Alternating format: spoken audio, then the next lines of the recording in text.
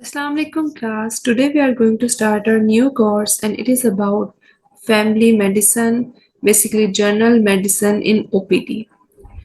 हमारे पास ओपीडी में different types के पेशेंट्स आते हैं, ठीक है।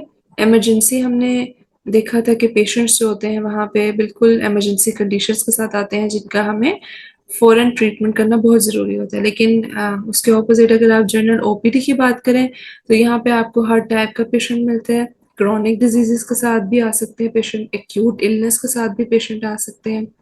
और जनरली हम इस कोर्स में देखेंगे कि एक पेशेंट जो आपके पास ओपीडी में आया है उसको क्या-क्या डिजीज़ेज़ हो सकती हैं, उसको क्या-क्या एक्यूट इलनेसेस हो सकती हैं, जिनमें से कॉमनली हमें पता है कि सबसे ज़्यादा जो पेशेंट प्रेज़ेंट करते हैं वो जनरली विंटर्स जैसे सीज़न आने वाला है उसमें patient common cold, flu, fever, cough, ये कॉमन कंप्लेंट्स होती हैं हमारी सोसाइटी की, ठीक है, इन केस ऑफ विंटर सीजन्स। इसके अलावा जो है जनरली हम देखते जाएंगे साथ साथ के पेशेंट की एक्यूट और क्रॉनिक इलनेसेस कौन सी हो सकती हैं जिसके पास वो एक डॉक्टर के पास आता है। उस सबसे पहले हम जो फर्स्ट आज का हमारा लेक्चर है वो है introduction to the family medicine, ठीक है। उसके हम बेसिक जनरल ओवरव्यू लेंगे, ठीक है। इसका इंट्रोडक्शन देखेंगे, हम डेफिनेशन देखेंगे, जनरली फैमिली मेडिसिन में कौन कौन सी डिजीजेस आती हैं, उनके ट्रीटमेंट्स क्या होते हैं, हम सारा आज इसका ओवरव्यू लेंगे।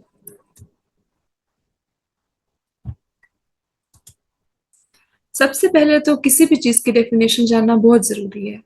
फैमिली मेडिसिन और जनरल फिजिशियन बेसिकली इनका क्या रोल होता है एक कम्युनिटी में और ये किस तरह से काम कर रहे होते हैं। तो हमारे पास जो फैमिली मेडिसिन डॉक्टर्स जो प्रैक्टिस कर रहे होते हैं उसमें family medicine is a primary care speciality providing comprehensive, continuous, coordinated and holistic care across all ages, genders and organ systems।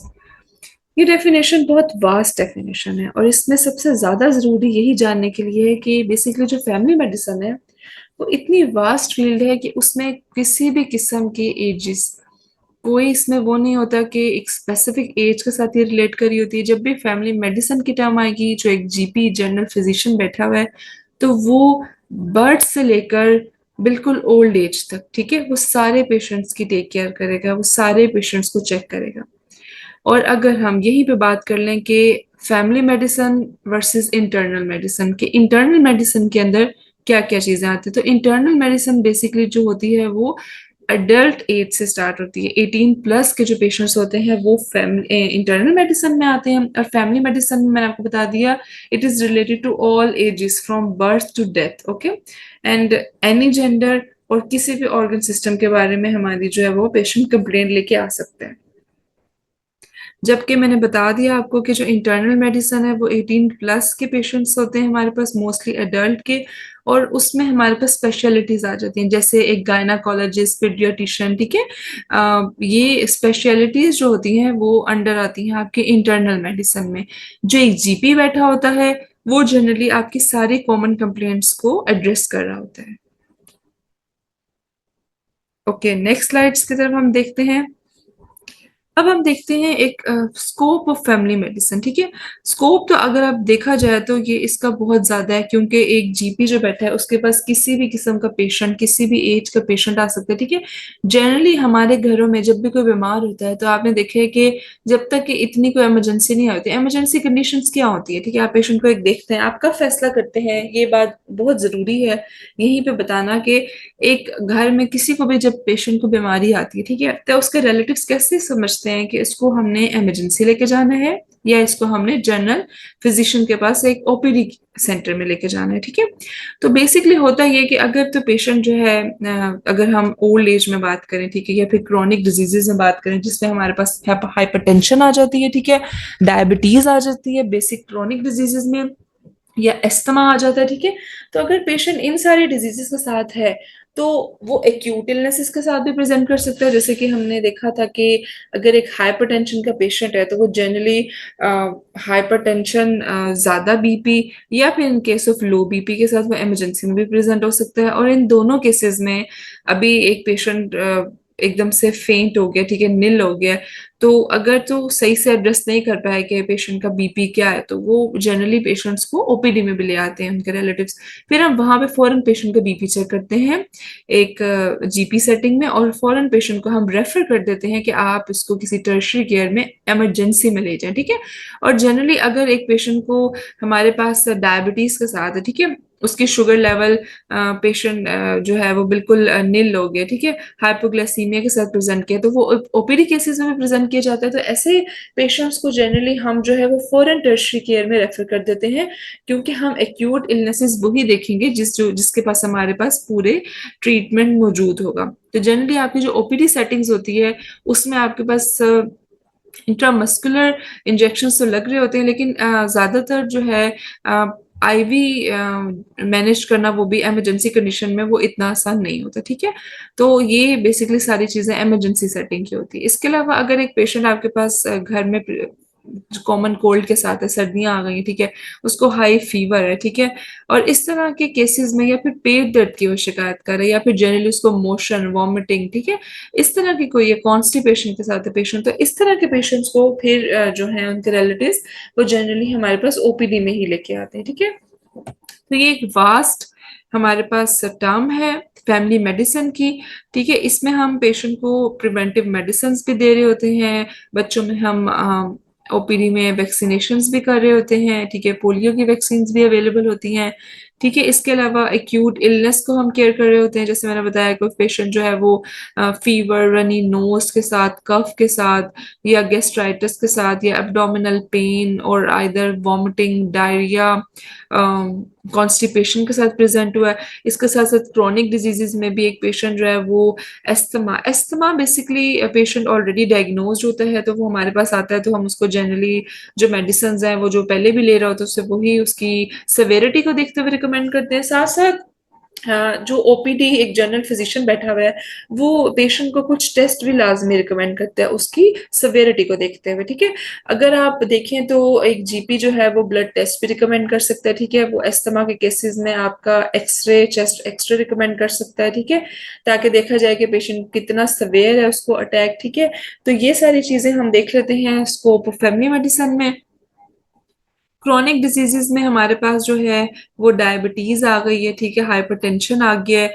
Rehabilitation is a very important term in case of OPD general physician, जो है एक वो patient जो है आता है जो बहुत एक लॉन्ग टर्म पीरियड से नशे का आदी होता है, ठीक है ना, तो वो रिहेबिलिटेशन के पास आपके पास आ सकता है, उसकी काउंसलिंग हम कर सकते हैं, ठीक है, ये बहुत इंपॉर्टेंट है। पेशेंट को किस तरह से किसी भी किस्म का इंजेक्शन की सूरत में या कोई मेडिसिन की सूरत में एक नशे का आदी हो चुका है, तो उससे आहिस्ता आहिस्ता हम टेपर करते हैं उसकी। एकदम से हम कभी भी पेशेंट की, चाहे आप उसे काउंसिल कर दें, चाहे आप उसे मेडिसिन दे दें, ठीक है, कभी भी पेशेंट एकदम से नशे की आदत नहीं छोड़ सकता, तो टेपर ऑफ किया जाता है, उसकी काउंसलिंग की जाती है, ठीक है। तो ये सारा जो एक जीपी का रोल होता है। इसके अलावा अगर पेशेंट कैंसर का है, ठीक है, और उसकी सिर्फ पेलिएटिव ट्रीटमेंट चल रहा है, सिर्फ हम उसको ऐसी मेडिसिन पे रखते हैं जो कि उसका पेन ट्रीट करें, तो वो भी एक जीपी के अंडर आता है, ठीक है। इसके अलावा community and family oriented care जो होती है, ठीक है, बेसिकली जनरल जो आपके हैंड वॉशिंग की जो टेक्निक है, ठीक है, ये बताना, और अगर कोई कम्युनिकेबल डिजीजेस इस टाइम फैल रही हैं आपके एरिया में, जस्ट लाइक मलेरिया, ठीक है, मच्छरों के सीजन में मलेरिया फैल रहा है, या गेस्ट्राइटिस फैल रहा है, ठीक है, क्रॉनिक इस तरह का कुछ भी, अगर जनरली आपकी एनवायरमेंटल डिजीजेस हैं, तो वो भी आपके फैमिली मेडिसिन के अंदर आती हैं, ठीक है। अब हम देख लेते हैं कि what are the core principles of family medicine, ठीक है। सबसे पहले तो है हमारे पास कॉन्टिन्यूटी ऑफ केयर, ठीक है। एक पेशेंट आपके पास आता है, तो अगर आप उसको अच्छे से ग्रीट करेंगे, उसको अच्छा ट्रीट करेंगे, उसका डायग्नोसिस बनाएंगे, ठीक है, उसकी जो है हिस्ट्री को अच्छे से सुनेंगे, और उसके साथ साथ उसको आगे दोबारा आने के लिए भी हम पेशेंट को कहते हैं कि फॉलो अप लाजमी लीजिएगा, ठीक है। तो इस तरह होता ये है कि ये पेशेंट की families two families GPs run कर रहे होते हैं, कि वो एक ही जनरल फिजिशियन के पास बेसिकली पेशेंट जो है वो जब उसको ट्रस्ट आ जाता है एक डॉक्टर के ऊपर, तो फिर वो अपनी जो भी उसको किसी भी किस्म की उसको इलनेस होती है, तो वो उसी डॉक्टर के पास जाना जो है वो प्रेफर कर रहा होता है। इसके अलावा एक प्रिंसिपल्स में हम देखते हैं इसका कॉम्प्रिहेंसिव अप्रोच।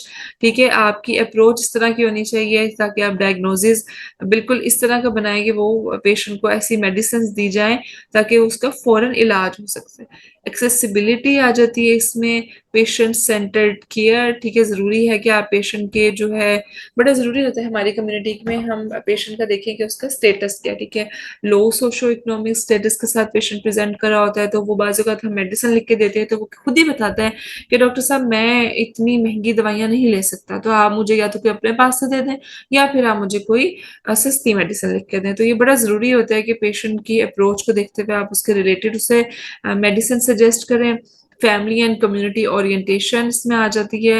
इसके अलावा प्रिवेंटिव एंड प्रोमोटिव हेल्थ। ठीक है, प्रिवेंटिव केयर्स उनको बताने चाहिए कि कौन कौन से काम उन्होंने नहीं करने, और हेल्थ को प्रमोट करने के लिए जितने भी हमारे पास असूल आते हैं जिंदगी जीने के लिए, इस तरह पेशेंट को counselling and guidance is very important in this. ठीक है, एक डॉक्टर है जो जनरली पेशेंट को देखता है और सुनता भी सही तरीके से नहीं और जल्दी से एक मेडिसिन रिकमेंड कर कहता है ओके थैंक यू जाएं अब आप। तो इस तरह की अप्रोच एक जीपी की बिल्कुल नहीं होनी चाहिए। ठीक है, इनकेस ऑफ इमरजेंसी तो पेशेंट्स के साथ हमारी इतनी हिस्ट्री टेकिंग और ये सब कुछ नहीं हो रहा होता क्योंकि पेशेंट जो है वो बड़ी इमरजेंसी सिचुएशन में होता है। लेकिन जीपी के रोल में ये बड़ा जरूरी है उसके प्रिंसिपल्स को और प्रिंसिपल्स को फॉलो करना कि वो पेशेंट को अच्छे से सुने। ठीक है, उसकी बात को अच्छे से समझे, उसका सोशो इकोनॉमिक स्टेटस देखे। ठीक है, उसके बेसिक अटायर से पता लग सकता है कि ये पेशेंट जो है वो कितनी की मेडिसिन अफोर्ड कर सकता है या कि उसको ड्रिप की जरूरत है कि नहीं। ठीक है, ये सारी चीजें। उसके बाद उसका डायग्नोसिस ऐसा बनाए कि पेशेंट को बार बार ना आना पड़े। बाजू का पेशेंट इतनी फीस अफोर्ड नहीं कर सकते। ठीक है, तो डायग्नोसिस ट्रूली उसी टाइम पे पेशेंट का बन जाए। अगर कोई जरूरत है टेस्टिंग की तो वो भी रिकमेंड की जाए और पेशेंट को समझाया जाए कि उसके लिए ये बहुत जरूरी टेस्ट है। बाजूकात पेशेंट आता है टाइफाइड की हिस्ट्री के साथ। ठीक है, उसने वो कहता है कि मैंने किसी डॉक्टर से एंटीबायोटिक का कोर्स कर लिया लेकिन मुझे बुखार में आराम नहीं आ रहा। ठीक है, उसको ऑन एंड ऑफ जो है फीवर की कंप्लेंट है और वो बताते हैं कि पिछले साल भी मुझे ऐसे ही हुआ था। पेशेंट जनरली खुद इसको एक टाइफाइड फीवर कह देता है। तो आपने उस टाइम पेशेंट का बगैर सोचे समझे, ठीक है आपको हिस्ट्री के बेसिस पे लग रहा है टाइफाइड, लेकिन पेशेंट के कहने पे हमने बिल्कुल नहीं जाना। हमने उस टाइम जरूरी है कि एक ब्लड कल्चर करवा दिया जाए। थोड़ा सा एक्सपेंसिव होता है, पेशेंट कहते हैं कि डॉक्टर साहब हम नहीं करवा सकते, तो उनकी काउंसलिंग उस टाइम बड़ी जरूरी होती है कि पेशेंट को बताया जाए कि ये आपके लिए टेस्ट बहुत ज्यादा अहम है, ये टेस्ट का रिजल्ट आएगा उसी बेसिस पे हम आपको कोई मेडिसिन दे सकेंगे। तो इस तरह की चीजें ये एक डॉक्टर के ही उसमें आता है कि वो अपने पेशेंट को जो उसके पास आया है पूरा ट्रस्ट गेन करे। ओके, नेक्स्ट हम देख लेते हैं फिजिशियन विजिट। ठीक है, पेशेंट आपके पास जो है वो क्यों आता है। ठीक है, कब उसको जरूरत पड़ती है। ठीक है, वो आता है आपके पास किसी भी डिजीज या किसी भी इलनेस की वजह से और आके आपको अपनी कंप्लेन बताता है सबसे पहले तो कि हम उसे सबसे पहले पेशेंट आता है तो greet is very very important in any scenario. Patient आपको ग्रीट करे या आप पेशेंट को ग्रीट करें। ठीक है, उससे जरूरी है पूछा जाए कि आपको क्या प्रॉब्लम है, किस तकलीफ या किस मसले के साथ आप आए हैं हमारे पास। ठीक है, ये पेशेंट से पूछा जाता है, पेशेंट की अच्छे से हिस्ट्री ली जाती है और उस हिस्ट्री के बेसिस पे ही हम डायग्नोसिस बनाते हैं। हिस्ट्री में मुख्तलिफ सवाल पूछते हैं।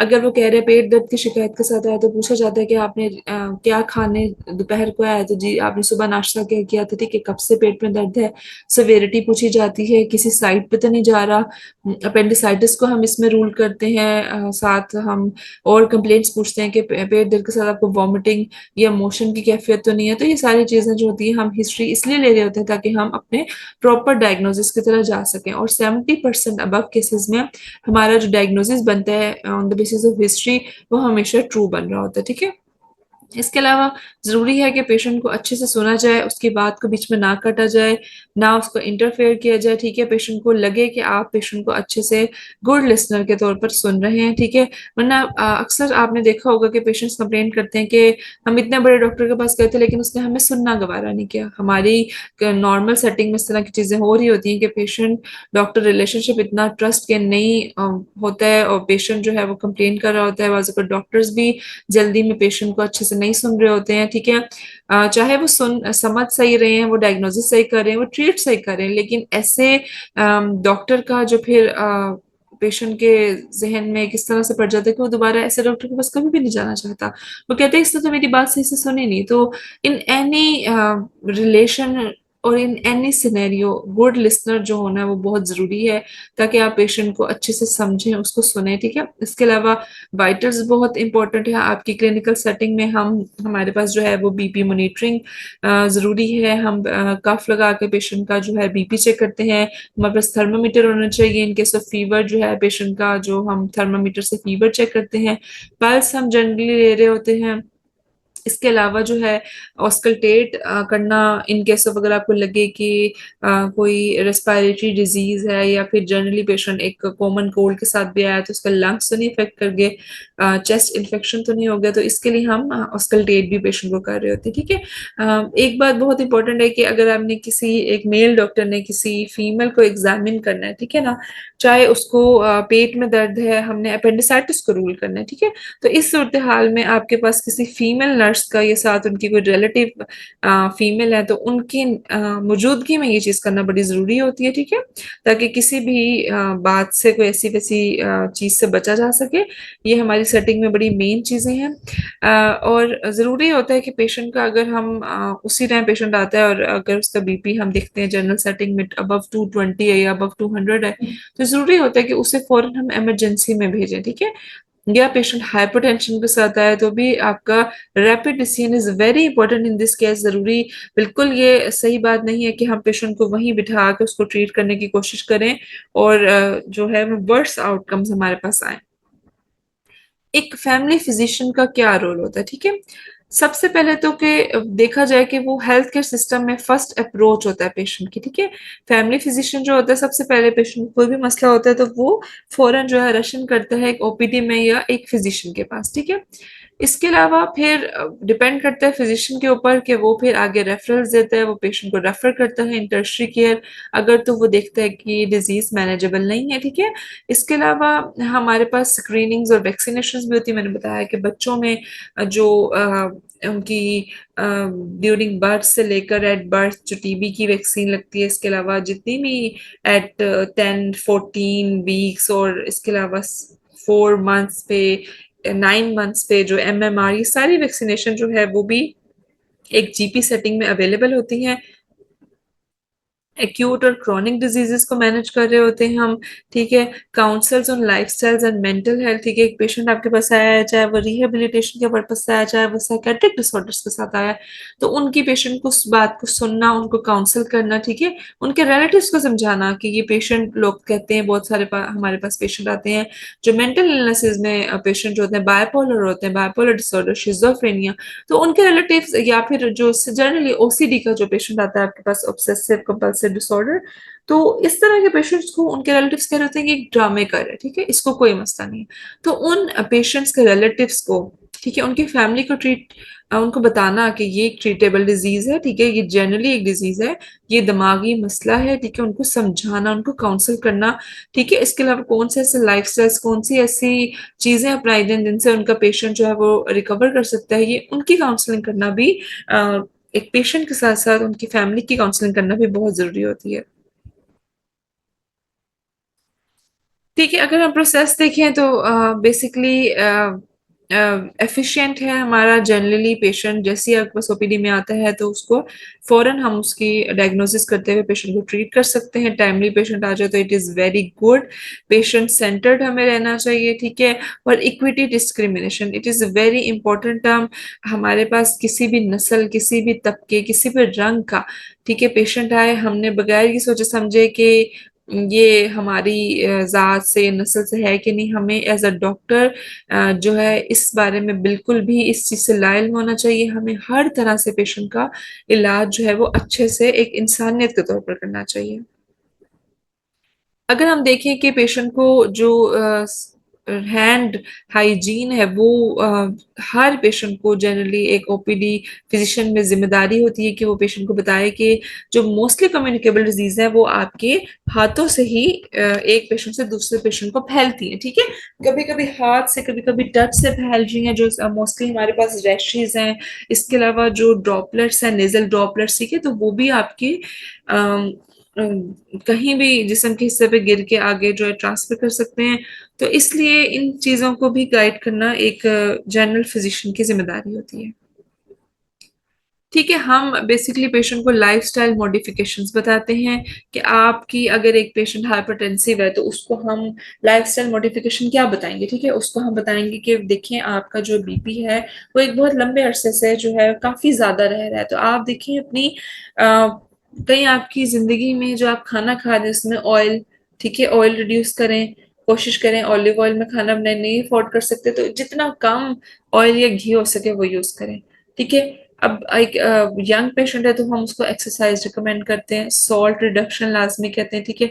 अगर तो पेशेंट ओल्ड है, ठीक है, वो एक्सरसाइज नहीं कर सकता तो उसको हम बेसिकली उसकी डाइट के थ्रू मॉडिफिकेशन करवा रहे होते हैं कि सॉल्ट ना ले, ठीक है, हाई कोलेस्ट्रॉल बिल्कुल ना ले, ठीक है, किसी भी किस्म का ऐसा ऑयल ना यूज कर सके।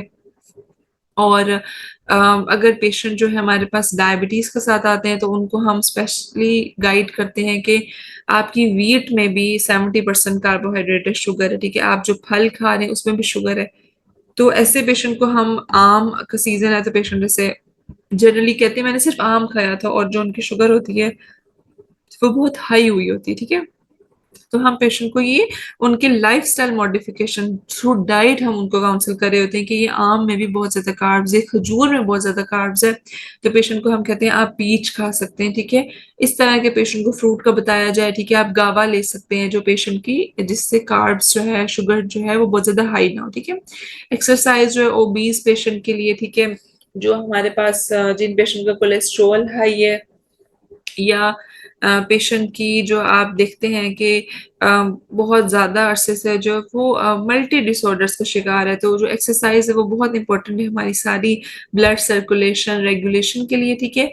इसके अलावा मेडिकेशन, ठीक है, अर्ली डायग्नोसिस करके प्रॉपर ट्रीटमेंट के साथ हम पेशेंट को मेडिसिन सजेस्ट करें, ठीक है। और कंसल्टेशन, ठीक है, दोबारा हम जो पेशेंट को फॉलो अप पे बुला सकते हैं ताकि हम देखेंगे जो हमने मेडिसिन दी है पेशेंट को उसका कितनी देर में और कितनी जल्दी असर पड़े। मेडिकेशंस में हम पेशेंट को प्रिस्क्रिप्शन दे सकते हैं, हैंड रिटन भी दे सकते हैं। आजकल जो हमारी ओपीडी में जो है कंप्यूटराइज सिस्टम हो गया है, तो जनरली जो है वो उसके थ्रू भी हम पेशेंट को एक दे सकते हैं पूरा उसको प्रिस्क्रिप्शन।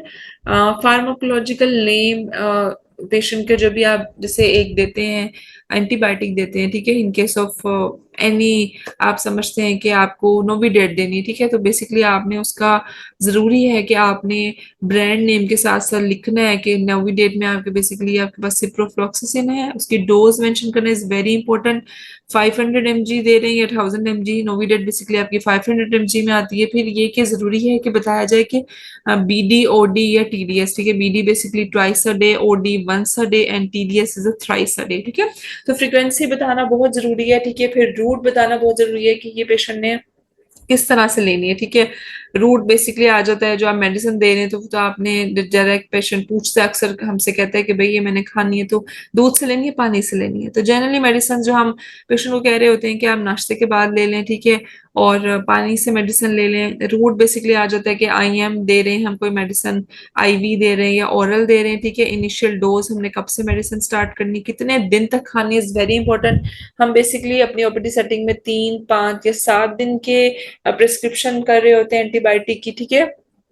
और wrong prescription is very very harmful for the patients. अगर हम एक मेडिसिन है जो कि ओडी में देनी है, दिन में एक दफा देनी है, तो हम उसको अगर 2 या 3 दफा दे लेते हैं तो ये पेशेंट ओवरडोज के साथ प्रेजेंट कर सकता है और ये सीरियस लीगल एक केस आपका आप पे बन सकता है, ठीक है। तो इस तरह से जब आप पेशेंट को एक ओपीडी सेटिंग में भी सिर्फ आप एक मेडिसिन उनको प्रेस्क्राइब कर रहे होते हैं तो बड़ा जरूरी होता है कि आपने उसका रूट मेंशन करना, उसकी डोज, उसकी फ्रिक्वेंसी मेंशन करना, ठीक है। और इसके अलावा बाजू का तो हमारे पास ओपीडी में फार्मासिस्ट भी होते हैं, तो वो रोल ऑफ फार्मासिस्ट हमारे पास ये होता है कि वो पेशेंट को ब्रांड नेम जो पेशेंट के जो अफोर्डेबिलिटी में हो उसका उसको मेंशन कर सकें। तो ये सारी चीजें हमारे पास जो है एक जीपी सेटिंग में बहुत इंपॉर्टेंट होती हैं कि इसका ख्याल रखा जाए।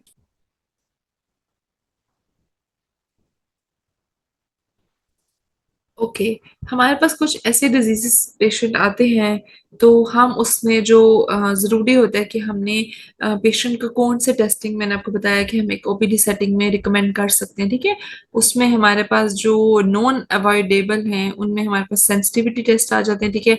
एक पेशेंट जो है, अगर आपके पास जनरली टीबी के साथ प्रेजेंट हुआ है, तो उसका भी हम पेशेंट का कभी भी चेस्ट एक्सरे तो हम रिकमेंड कर सकते हैं, लेकिन सेंसिटिविटी टेस्ट नहीं रिकमेंड करेंगे। पेशेंट जो है किसी मेडिसिन के बाद जनरली रैश के साथ प्रेजेंट हुआ है और हमें लग रहा है ये एनाफिलेक्सिस रिएक्शन है या पेशेंट एनाफिलेक्टिक शॉक में जा सकता है, तो ऐसा पेशेंट की भी हम किसी भी किस्म का कोई टेस्टिंग जो है वो खुद से रिकमेंड नहीं करेंगे, उसको हम फौरन इमरजेंसी में भेजेंगे। या पेशेंट जो है वो सिवियर रिएक्शन एडिमा के साथ प्रेजेंट हुआ है या मल्टीफॉर्म स्टीवन जॉनसन, ये सारे सिंड्रोम होते हैं, जनरली स्किन डिजीजेज हैं। तो इस केसेस में जहाँ पे आपको लगेगा कि आपके जो हिस्टामिन का रिएक्शन हुआ हुआ पेशेंट को, ठीक है ना, मैस्ट सेल स्टेबलाइजर्स जो आपकी बॉडी में ऑटो इम्यूनिटी के थ्रू हिस्टामिन रिलीज कर रहे हैं और आप पेशेंट को एनाफाइलेक्सिस रिएक्शन आ रहा है, तो ऐसी किसी भी कंडीशन में हम पेशेंट की कोई भी टेस्टिंग जो है वो एक ओपीडी में डॉक्टर जो है वो सजेस्ट नहीं करता। ऐसे पेशेंट्स को हम फौरन जो है इमरजेंसी भेजते हैं। वहां पे पेशेंट को हम जो है वो स्टेरॉइड्स के साथ और एंटी हिस्टामिन के कवर के साथ पेशेंट को ट्रीट किया जाता है। जो आपके मेजर ड्रग्स हैं, ठीक है, जो हम दे रहे होते हैं पेशेंट को इन केस ऑफ ओपीडी में, वो हमारे पास जो है वो हाइपरटेंसिव ड्रग्स हैं, हार्ट फेलियर ड्रग्स हैं, एंटी डिप्रेसेंट्स हैं, कोलेस्ट्रॉल लॉरिंग ड्रग्स हैं, एस्थमाटिक ड्रग्स हैं। लेकिन ये बहुत सारे केसेस में इनइफेक्टिव हो जाती है, ठीक है। तो हमने एक चार्ट दिया हुआ है कि जो आपके पास हाइपरटेंशन ड्रग्स हैं, जो मोस्टली आपकी एस इनहिबिटर्स आते हैं, ठीक है, प्रिल्स आते हैं, ठीक है, लोसार्टिन है आपके पास, ठीक है। ये 10 to 30% पेशेंट में आपके इनइफेक्टिव हो जाते हैं, ठीक है। इन case of any other diseases वो उसके साथ मिक्स होके पेशेंट को वो असर नहीं कर रहे होते, ठीक है। तो ये देखना भी बहुत जरूरी है कि हम पेशेंट को, जनरली हाइपरटेंसिव के पेशेंट को हम ड्रग सजेस्ट करते हैं, तो हमारा जो नेक्स्ट टॉपिक है वो भी हाइपरटेंशन पे पूरा हम उसको अच्छे से देखेंगे। लेकिन यहाँ हम एक जनरली कॉमनली मैं आपको बताती चलूँ कि पेशेंट को हम एज रिलेटेड ड्रग्स दे रहे होते हैं।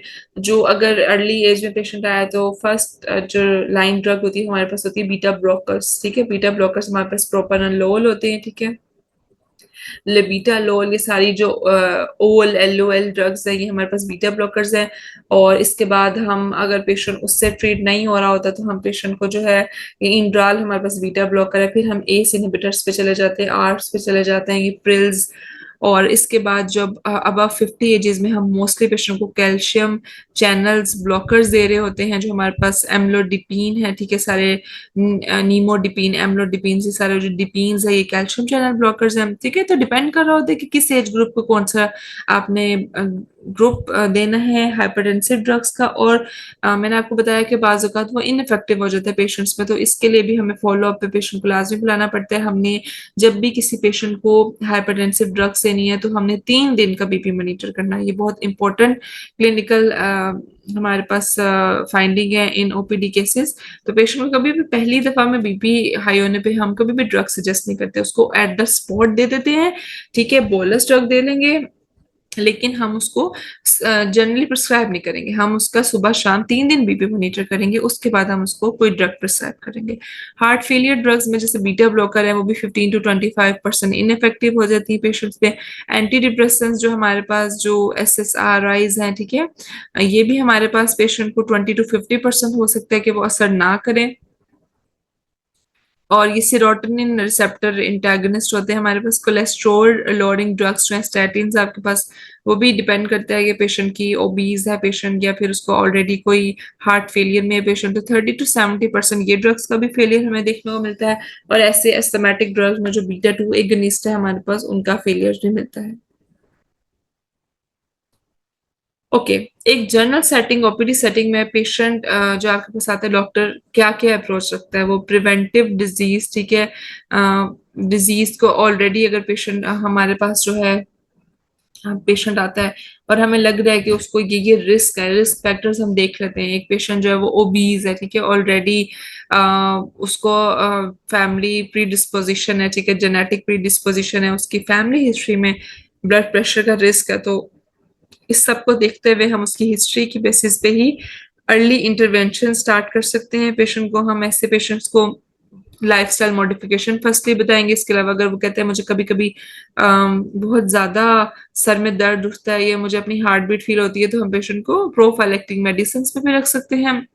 प्रॉपर डायग्नोसिस, अर्ली डायग्नोसिस और उसके अकॉर्डिंगली मैनेज करना, ठीक है, उसके अकॉर्डिंगली मेडिसिन देना एक जीपी की जिम्मेदारी है, ठीक है। ड्रग्स ऐसे लिए जाएं, सिलेक्ट किए जाएं जो मैक्सिमाइज करें आपका जो बेनिफिट है और मिनिमाइज करें रिस्क को। इसके अलावा ट्रीटमेंट ऐसा किया जाए जो एफिकेसी में हमारे पास बेस्ट हो और ट्रीट क्योर डिजीजिंग। लेबोरेटरी टेस्ट में मैंने आपको बताया कि रूटीन टेस्ट जो है वो हम पेशेंट का कर सकते हैं, जिसमें हमारे पास जो है ब्लड टेस्ट है सबसे पहले, ठीक है। उसके अलावा हम पेशेंट का जो urine examination, complete urine examination करवा सकते हैं। ईसीजी भी हम पेशेंट की करवा सकते हैं। जनरली ईसीजी में अगर हमें कोई चेंजेस नहीं मिलती या जनरली एंजाइना की चेंजेस मिलती हैं तो वो पेशेंट को हम ओपीडी में ट्रीट कर सकते हैं। लेकिन अगर पेशेंट की हमें एमआई की चेंजेस मिल जाती हैं तो वो हमें फौरन पेशेंट को इमरजेंसी में भेजना पड़ता है, ठीक है। Blood glucose is very common, ठीक है। हमारे पास पेशेंट डायबिटीज के साथ आते हैं, जनरली उनके पास नहीं होती अपनी ग्लूकोमीटर, तो वो अपनी आरबीएस मॉनिटर करवाते हैं, ठीक है। हम इलेक्ट्रोलाइट्स को भी, serum electrolyte, serum potassium, creatinine, इन सब को भी हम ओपीडी सेटिंग में एक प्रिस्क्राइब कर सकते हैं। पेशेंट हमारे पास आता है, ठीक है, जरूरी है कि जब भी हम एचडीएल या एलडीएल, हाई डेंसिटी लिपोप्रोटीन्स या low density lipoproteins, cholesterol level, तो हम पेशेंट को कहते हैं कि आपने 9 to 12 आवर फास्टिंग के बाद आना है। और जैसे ही डायबिटीज का भी एक पेशेंट आपके पास जनरली आरबीएस मॉनिटर करवाने आता है, तो वो भी जरूरी होता है कि पेशेंट को कहा जाए कि वो फास्टिंग करवाए, ठीक है। उसे कहते हैं हम निहाल मुंह बगैर कुछ खाए पी सुबह आए और अपनी शुगर मॉनिटर करवाएं। इसके अलावा अगर एक किडनी डिजीजेस के साथ पेशेंट आपके पास आया है, ठीक है, वो कहते उसको जनरली अगर इन्फ्लेम्ड भी हैं, ठीक है, जनरली आप ऐसी सेटिंग में हमारे पास अल्ट्रासाउंड की फैसिलिटी भी अवेलेबल होती है। तो जनरली हम गायनी के केसेस में ओब्स, गायनी ओब्स के अल्ट्रासाउंड या kidney stones, kidney inflammation, bladder, ये सारे जो डिजीजेज हैं इनमें हम, या फिर देखने के लिए कि गॉल ब्लैडर में स्टोन्स है, ठीक है, कोलिलिथियासिस, इन सब के लिए भी हम जो है वो जनरल ओपीडी सेटिंग में उनको मॉनिटर कर रहे होते हैं और साथ साथ टेस्टिंग भी रिकमेंड कर रहे होते हैं। सिस्टम बेस्ड डिजीजेस कवरेज हम देख लेते हैं। हमारे पास जो जितने भी हमारी बॉडी में सिस्टम्स हैं, cardiovascular, respiratory, endocrine and metabolic disorders, gastrointestinal disorders, renal and urinary disorders, ठीक है, जस्ट लाइक ब्रेन से रिलेटेड न्यूरोलॉजिकल, मसल से related musculoskeletal, skin diseases mostly rash के साथ प्रेजेंट करती है। इन्फेक्शियस डिजीजेज हमारे पास, ठीक है, मलेरिया, चिकन पॉक्स, बच्चों में देखा जाता है मीजल्स, ठीक है। Mental health conditions, reproductive and mental health, ये सारी की सारी जो मैटरनल हेल्थ, ये सारी की सारी चीजें जो है वो हमारी जनरली आ रही होती हैं एक ओपीडी फैमिली फिजिशियन के अंदर, ठीक है। कार्डियोवास्कुलर डिजीज में हम आज सिर्फ मेन मेन डिजीजेस देखेंगे और उनकी जो पूरे कोर्स में हम इनकी डिटेल्स भी देखेंगे। तो जब जो एक सीवियस डिजीज के साथ पेशेंट आपके पास आते हैं तो जनरली वो कौन कौन सी डिजीज हो सकती हैं। या तो पेशेंट हाइपरटेंशन के साथ आता है, ठीक है, तो हम उसका ट्रीट कर सकते हैं ओपीडी में। अगर इस्कीमिक हार्ट डिजीज या हार्ट फेलियर, आइदर एरिथमियास के साथ पेशेंट आया तो it is a very emergency condition, तो कभी भी हम ऐसे पेशेंट्स को ओपीडी में नहीं रखते, फौरन रेफर करते हैं पेशेंट को इमरजेंसी में। रेस्पिरेटरी डिजीजेस में अस्थमा या सीओपीडी आपके पास जनरली एक्यूटली भी प्रेजेंट कर सकते हैं, तो एक्यूट एक्सरबेशन दोनों की हम इमरजेंसी में ट्रीट करते हैं। और जनरली अगर पेशेंट एक फॉलो अप में या थोड़ी सी वर्स कंडीशन के साथ आया, मोस्टली पेशेंट कंप्लेन करते हैं कि मुझे अस्थमा है, ऑलरेडी अस्थमेटिक होता है, लेकिन किसी भी मौसम की खराबी की वजह से या उसने कोई ऐसी चीज खाई है पॉलन सीजन में, वो कहते हैं मुझे बहुत ज्यादा कफ है। तो ये इस तरह की चीजें जो है वो हम जनरली ओपीडी में ट्रीट कर सकते हैं। एक निमोनिया का पेशेंट भी ओपीडी में ट्रीट हो सकता है। टीबी का पेशेंट भी ऑलरेडी डायग्नोज्ड, ठीक है, जब तक उसकी कंडीशन वर्स नहीं होती, तो ये केसेस जो सारे हैं वो एलर्जिक राइनाइटिस, ये एक ओपीडी सेटिंग में ट्रीट हो सकते हैं। एंडोक्राइन में हम टाइप 1 या टाइप 2 डायबिटीज, दोनों थायराइड डिसऑर्डर्स में हमारे पास जो है वो थायरोटॉक्सिकोसिस, जो अगर सिंड्रोम की तरफ चले जाए तो वो तो इमरजेंसी है, लेकिन जनरली हाई आपके थायराइड लेवल से लो जो है आपके हाइपरथायराइड या हाइपोथायराइड डिजीजेस, वो आपकी ओपीडी में ट्रीट हो सकती हैं। आप उनकी टेस्टिंग भी रिकमेंड कर सकते हैं। जनरली ओबेसिटी या मेटाबॉलिक सिंड्रोम भी ओपीडी में है आपको ट्रीट होता है। गैस्ट्रोइंटेस्टाइनल डिजीजेज जो आपके पास है वो आपके पास पेप्टिक अल्सर है, ठीक है।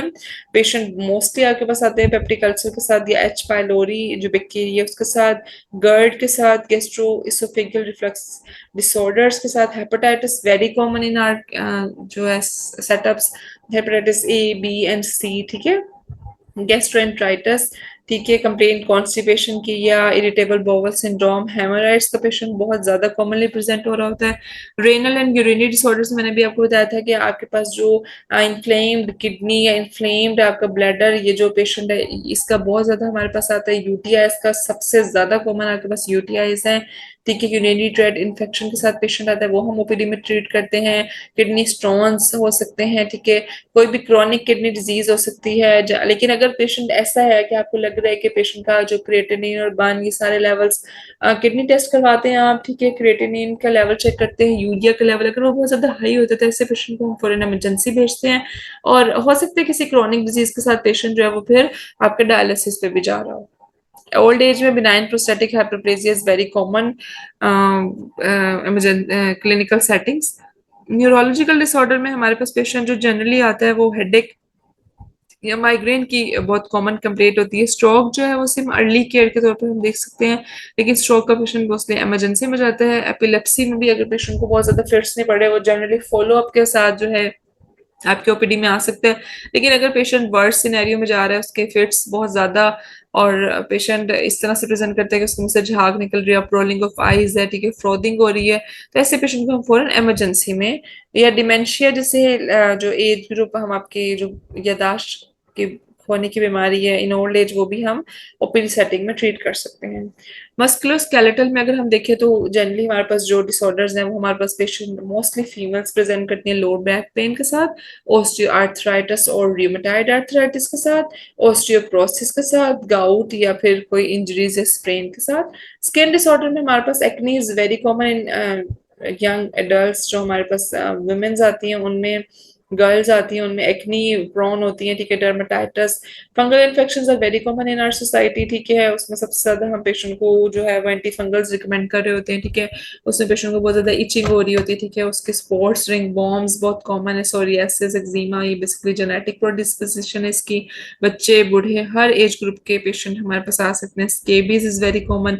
इन्फेक्शियस डिजीज में हमारे पास malaria, typhoid malaria in case of season में हमारे पास जो मॉस्किटो के सीजन में मलेरिया, वरना टाइफाइड इन केस ऑफ अगर आपकी जनरल कम्युनिटी में पानी का निजाम सही नहीं है तो फिर हम पेशेंट को रिकमेंड कर रहे थे सबसे पहले कि बॉयल वाटर करके पिए, ठीक है। डेंगू भी मच्छरों के सीजन में जहाँ पे खड़े पानी में हमारे पास डेंगू होता है।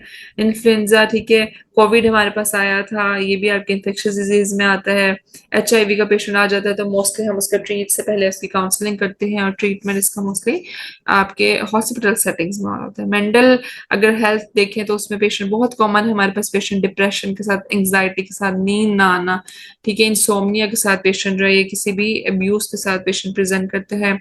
वुमेन्स हेल्थ में अगर हम देखें तो हमारे पास पेशेंट जो है एंटीनेटल और पोस्ट नेटल केयर आती हैं जिनकी डिलीवरी हो गई है या होने वाली है, ठीक है, इसके साथ पेशेंट प्रेजेंट आते हैं, ठीक है। मेंस्ट्रुअल डिसऑर्डर्स हमारे पास बहुत कॉमन है जिसमें हमारे पास पीसीओएस मोस्टली कॉमन कॉज है।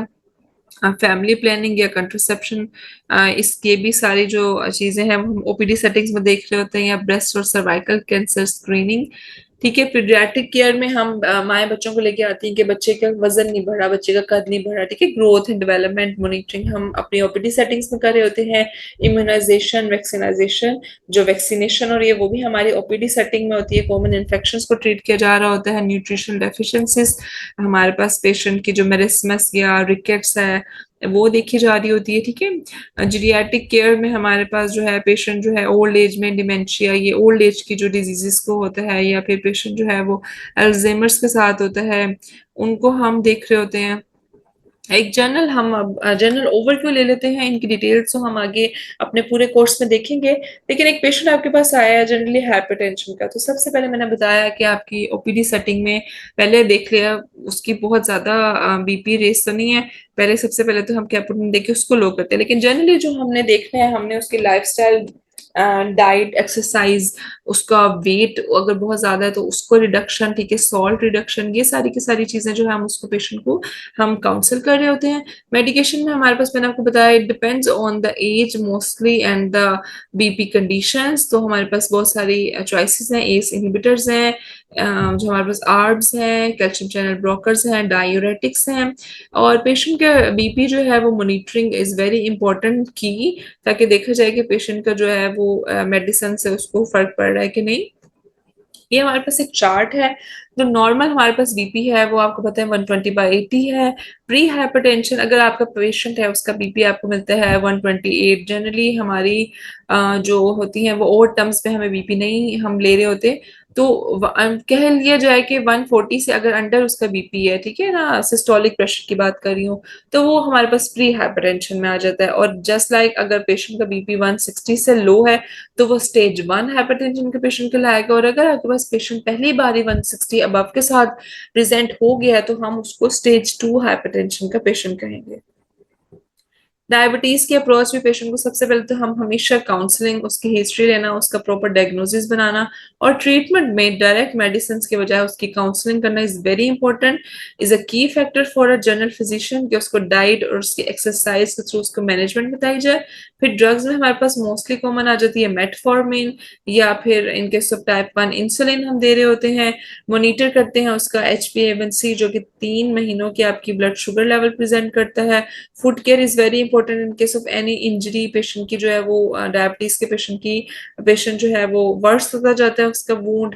तो food care is very important. Renal parameters को चेक किया जाए। अप्रोच टू एस्थमा में हम देख लेते हैं कि पेशेंट को जो भी ट्रिगरिंग फैक्टर है जिसकी वजह से उसका एस्थमा वर्स हुआ है, मैंने बताया कि पोलन के सीजन में कॉमन, जो जनरली आपकी विंटर सीजन जो मौसम चेंज हो रहा होता है, वो ऐसी कोई भी चीजें आप वीमेंस हमारे पास आती है, कहती है मैंने डस्ट एलर्जी है उनको, ठीक है ना, डस्ट के थ्रू भी जो उनके चले गए अंदर डस्ट पार्टिकल्स, तो ये सारी चीजें आपके अस्थमा को ट्रिगर कर सकते हैं। रिलीवर्स में हम उनको इनहेलर्स देते हैं, मोस्टली जो हमारे पास साबा है, साल्ब्यूटामोल का इनहेलर दिया जाता है।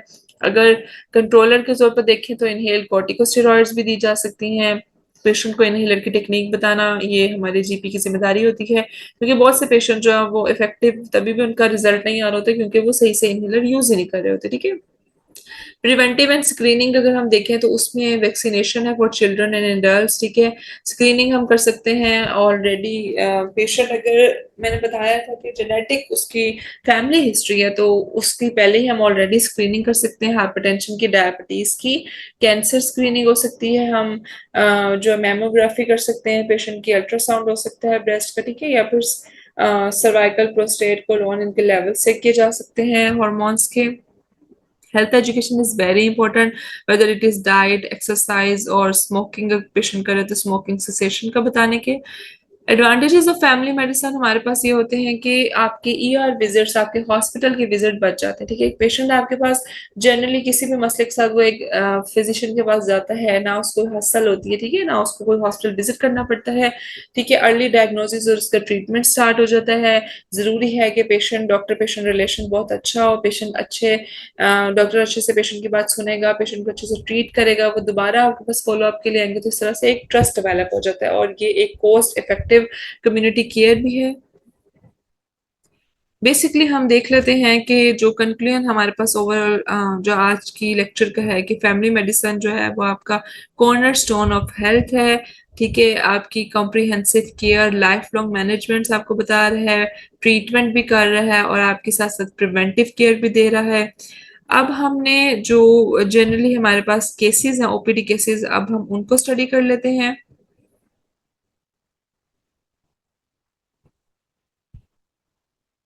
ओके,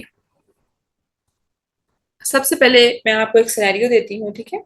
50 ईयर्स का आपके पास ओल्ड मेल आया है, ठीक है, उसका हेडेक डिजीनेस के साथ शदीद वो चकराता हुआ आया है।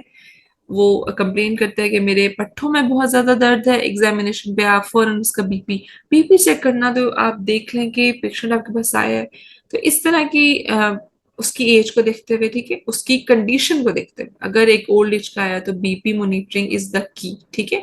लेकिन अगर एक एडल्ट आया और अगर वो कंप्लेंट ही डिजीनेस की या फिर शदीद मसल एक्स की कंप्लेंट कर रहा है तो हम बगैर सोचे समझे उसकी बगैर हिस्ट्री लिए हमारा बीपी मॉनिटर करना इज द की। ठीक है, बीपी आप देखते हैं आपको 160/100 मिला है, whether it is a young patient, तो डायग्नोसिस आपका हाइपरटेंशन बनता है। ठीक है, आप वर्कअप में बीपी मॉनिटरिंग करवाते हैं, साथ साथ आप उसकी जो है वो सीबीसी भी करवा लेते हैं, लिपिड प्रोफाइल।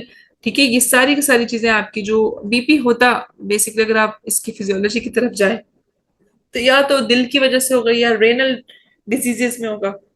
तो रेनल फंक्शन टेस्ट आपकी हुई है, क्रिएटिनिन इज वेरी इंपॉर्टेंट। साथ साथ आप दिल के लिए ईसीजी करवा लेंगे, लिपिड प्रोफाइल करवा लेंगे। नेक्स्ट सिनेरियो हम देखते हैं, आपके पास पेशेंट आया है 45 years old, obese female, polyuria, polydipsia and weight loss. ठीक है, मैंने आपको पहले भी बताया था कि जो आपका वेट लॉस हो रहा होता है वो आपका वेट लॉस या वेट गेन भी बड़ा इंपॉर्टेंट फैक्टर है। ठीक है, मोस्टली जो टाइप 2 के पेशेंट्स हैं वो आपके वेट गेन के साथ प्रेजेंट हो रहे होते हैं, लेकिन यहाँ पे जो आपकी पेशेंट आई है वो बहुत ज्यादा ओबीज है ऑलरेडी। ठीक है ना, और अब वो कह रही है आपका वेट लॉस हो रहा है, तो ये आप इस पे वेट लॉस से ज्यादा ओबीज की तरफ ही कंसंट्रेट करेंगे, और सारी जो कंडीशन है वो आपकी टाइप 2 की तरफ जा रही है। एग्जामिनेशन पे बड़ा जरूरी है, आपको पता लगा कि उसकी शुगर लेवल तो बहुत रेज है 240, तो ऐसे पेशेंट को आप वर्कअप, मैंने बताया कि पेशेंट को कहेंगे आप निहार मुंह शुगर चेक करवाएं, ताकि हम जो कंफर्मेटरी डायग्नोसिस दे सकें। फर्स्ट टाइम अगर एक पेशेंट आपके पास इस तरह से प्रेजेंट हो और वो कंप्लेंट दे रहा है, तो आप अपनी जनरली डायग्नोसिस में तो बना सकते हैं, लेकिन कंफर्मेटरी नहीं कह सकते कि उसको टाइप 2 डायबिटीज है जब तक कि आप उसका HbA1c नहीं करवाएंगे। ठीक है, उसका ब्लड शुगर लेवल नहीं करवाएंगे, उसकी फास्टिंग ग्लूकोज चेक करेंगे। कंप्लेंट की बेसिस पे डायग्नोसिस करना एक और बात है, टेस्टिंग जो है वो आपकी कंफर्मेटरी हो जाती है। ठीक है, थर्ड सिनेरियो हम देख लेते हैं, एक 20 years old with recurrent wheezing, cough, nocturnal attacks. ठीक है, एग्जामिनेशन, जब भी कोई आपको, मैंने बताया लंग डिसऑर्डर्स के साथ पेशेंट आएगा तो आपने उसकी एग्जामिनेशन सबसे पहले करनी है। ठीक है, बाकी चीजों के साथ साथ ऑस्कल्टेट करना है उसकी चेस्ट को, तो आपको वीज इज पर्टिकुलर फॉर एस्थमा। तो पेशेंट जो है वो किसी भी एज ग्रुप के साथ आ सकता है, यंग भी हो सकता है, मोस्टली यंग पेशेंट्स आते हैं जो ऑलरेडी डायग्नोज होते हैं, या फिर नहीं भी होते तो वो अस्थमा, आपका ब्रोंकियल अस्थमा का पेशेंट है तो आपका वर्कअप में जरूरी है आप स्पायरोमेट्री करवाएं, उसका चेस्ट एक्सरे करवाएं। जनरली एक पेशेंट आया है और एक फीमेल है, ठीक है, थिन लीन हो सकती है, ठीक है, बहुत ज्यादा मेंसेस, हैवी मेंसेस की कंप्लेन कर रही है, फैटीग उसको बहुत ज्यादा हो रही है।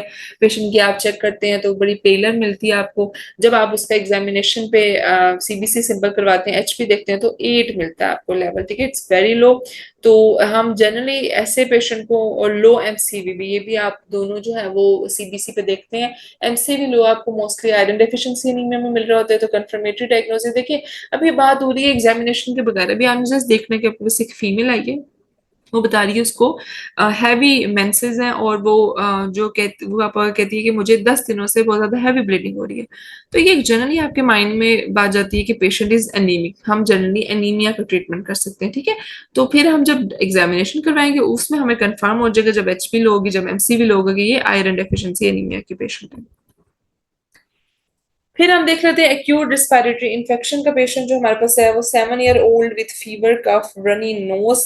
एग्जामिनेशन पे हमें कंजेशन मिल रही है, लेकिन लंग्स क्लियर है, तो just like upper respiratory illness है। ठीक है, इसमें हम क्लिनिकल में कोई लैब्स करवाने की जरूरत नहीं है। Generally patient common cold fever के साथ प्रेजेंट हो रहा होता है, तो ये जनरली आपके एंटीबायोटिक ट्रीटमेंट होते हैं, सबके लिए एंटीहिस्टामीन्स दे लेते हैं हम।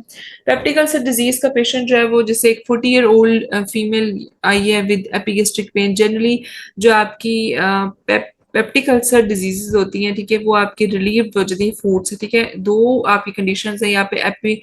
जब आप देखते हैं इसोफेजाइटिस, जो आपका इसोफेगस की जो डिजीजेज है वो जब आप खाना खाते हैं तो वो वर्स हो जाती हैं, लेकिन जो आपकी पेप्टिक अल्सर डिजीजेज हैं वो आपकी खाना खाने से रिलीव हो जाती हैं। तो ये जब पेशेंट आपको कंप्लेंट देता है तो भी आप समझ जाए कि वो पेप्टिक अल्सर डिजीज है। जनरली उसकी पेन भी बिल्कुल एपिगेस्ट्रिक एरिया पे हो रहा होता है। वर्कअप में बड़ा जरूरी है एच पाइलोरी, हमारा जो मोस्टली हमारी सोसाइटी में H pylori is very common. Endoscopy हमारे लेट टर्म्स में देखते हैं हम। नेक्स्ट सिनेरियो देख लेते हैं, हमारे पास एक पेशेंट आई है 65 year old female with knee pain, stiffness after breast. ठीक है, तो जब भी पेशेंट आपके पास आता है वो कंप्लेन इस तरह करता है कि वो सुबह उठता है तो उसके शदीद जो है वो छोटे जोड़े, बड़े जोड़, वो इस तरह प्रेजेंट बताता है कि मेरे शदीद दर्द है। और जो आपका है आहिस्ता आहिस्ता जैसे जैसे दिन चढ़ता जाता है और वो काम करता है तो उसकी स्टिफनेस रिजॉल्व हो जाती है, ठीक है। एग्जामिनेशन पे हमको हमें बाकायदा क्रेपिटस मिलेंगे, जॉइंट पे स्पेस पे टेंडरनेस मिलेगी। तो ऐसे पेशेंट हमारे पास ओस्टियो आर्थराइटिस के साथ होते हैं और हम उसका नी एक्सरे या जिस जोड़ का भी उसने जॉइंट का इशू बताया होता है वो एक्सरे रिकमेंड करते हैं। फिर हम देख लेते हैं एक सिनेरियो, हमारे पास पेशेंट है 35 year old female. Mood swings उसके बहुत ज्यादा कॉमन है, वो कहती है मुझे नींद नहीं आती, उसको किसी चीज में इंटरेस्ट नहीं है, वो बेजार है दुनिया से। तो इस तरह का पेशेंट आपको जब भी आता है तो जनरली जो कॉमन टर्म आपके जहन में आती है वो डिप्रेशन। पेशेंट की कोई भी हिस्ट्री लेते हैं तो कोई ऐसी आपको सिनेरियो मिल सकता है, ठीक है। तो जो है हम मेजर डिप्रेसिव डिसऑर्डर के तौर पर पेशेंट को ट्रीट करेंगे ऐसे पेशेंट्स को। UTIs are very common. Patient जो है कंप्लेन करता है कि उसको जो है वो यूरिन रुक रुक के आ रहा है, उसको आफ्टर यूरिनेशन ड्रॉपलेट्स थोड़ी थोड़ी देर बाद रिलीज हो रहे होते हैं, शदीद डिस्कम्फर्ट होती है, पेशेंट को बहुत ज्यादा पेन होती है, ठीक है। यूरिन करने के बाद बार बार लगता है कि उसको यूरिन आ रहा है। इस तरह के जो डिस्कम्फर्ट के साथ पेशेंट आता है, फिर हम पूछते हैं कि आपका ये दर्द कहीं ऊपर मसाने के साथ साथ गुर्दों में तो नहीं जा रहा, तो ठीक है वो भी हमें मिल सकता है। तो ये जनरली आपकी यूटीआई की कंप्लेन के साथ पेशेंट आता है। हम पेशेंट को एंटीबायोटिक सजेस्ट कर देते हैं, लेकिन जरूरी है कि हम उसका एक कंप्लीट यूरिन एग्जामिनेशन भी करवा लीजिए for culture and sensitivity. Skin infection का कोई हम सिनेरियो देखते हैं, पेशेंट आया 10 ईयर्स का, इची रेड लियंस है, ठीक है। तो हनी कलर्ड क्रस्ट जो उसकी बनी होती है, जो उसने बहुत ज्यादा इच करके बना ली होती है, तो वो एक टिपिकल इम्पेटिगो का सीन है और ये बैक्टीरियल इन्फेक्शन है। तो इसमें भी आप एंटीबायोटिक्स दे रहे होते हैं। बेसिकली आपके पास जो family medicine OPD cases are common and manageable.